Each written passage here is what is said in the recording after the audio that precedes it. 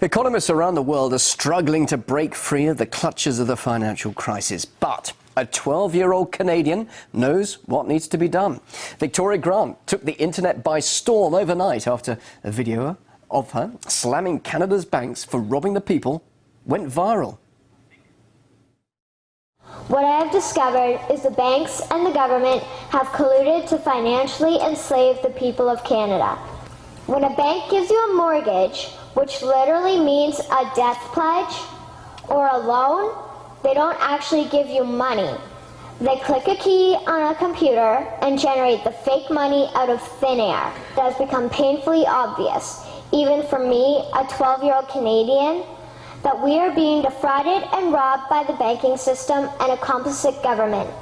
What will we do to stop this crime?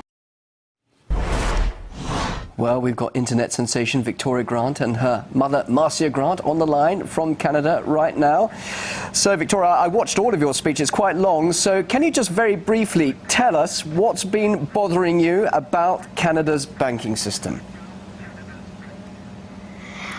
Well, what's been bothering me is that our government has been borrowing money from private banks and putting us into debt, and they're not doing anything about this. So they're just standing by and watching the private banks make us pay compounded interest.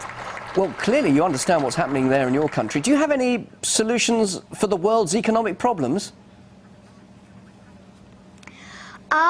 My solution is that we stop borrowing from private banks and we start borrowing from the Bank of Canada with little to no interest.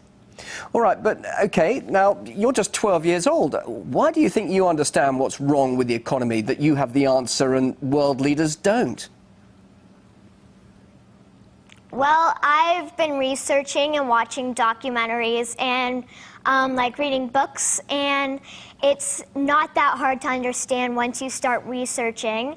And like world leaders, they probably know what's happening. It's just they're not doing anything about it. Why not, do you think? Why don't they care? I think they don't care because they're benefiting from what they're doing to us. All right, now I know your mum's sitting next to you, Marcia. How do you feel about your daughter becoming an internet sensation and now even talking to global news channels like RT? Well, it's been quite exciting. We never knew when this project started what would happen with this, and we didn't actually dream that this would happen. But it's exciting. It's exciting that we're getting people talking and doing their own research. Whether they agree or disagree, they're at least listening and exploring. Well, Victoria, as I said a little earlier, I saw your presentation. It was very impressive. I suppose a lot of people ask you this question. Did you really come up with all these ideas yourself? Me and my dad have been watching documentaries, so I'd be taking notes, and then, you know, like we'd write it down, and then we put it into my speech. So this is the sort of thing you've been discussing. Like we both worked on it. So you've been discussing this with your dad, and clearly it's something that has really taken your interest by storm. And you feel that you definitely have a message to tell not just people of your generation, of your age, but the whole of the world, from what you're understanding now. Yeah. All right. Now, thousands, of course, people around the world will have seen you explaining what's wrong. What about you yourself? Your mum's obviously pretty excited by all of this, but what about the attention on you now? It's been amazing. I like that so many people are watching it because they can get information on what's happening, and they can try and tell other people about it. But some people of your age might say economics, finance, all boring, isn't it? Yeah, probably. But what do you say to them? That's actually important for our lives?